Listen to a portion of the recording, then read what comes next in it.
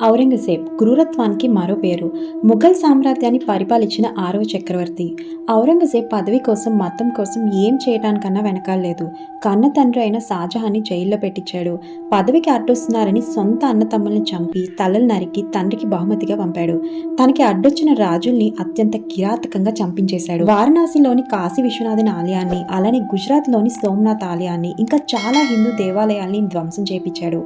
మత మార్పిని వ్యతిరేకించారని 9వ సిక్ గురు అయిన గురు తేజ్ బహదూర్ తల నరికి, అతని 3 శిష్యుల్ని ఒకరిని చెట్టుకు కట్టేసి నిలువుగా కోసి, 2వ శిష్యుని బతికుండగానే సజీవ దహనం చేసి, 3వ శిష్యుని మరుగుతున్న వేడి నీటిలో వేసి ఇలా చిత్రహింసలు చేసి చంపాడు. అలానే 10వ సిక్ గురు అయిన గురు గోవింద్ సింగ్ ఇద్దరు పిల్లల్ని ఊపిరి అనేవ్వకుండా సజీవంగా సమాధి చేసి, ఊపిరి ఆగిపోయే టైంకి సమాధిని ఓపెన్ చేసి తలలు నరికి కొత్త కొత్త విధాల్లో చిత్రహింసలు పెట్టాడు.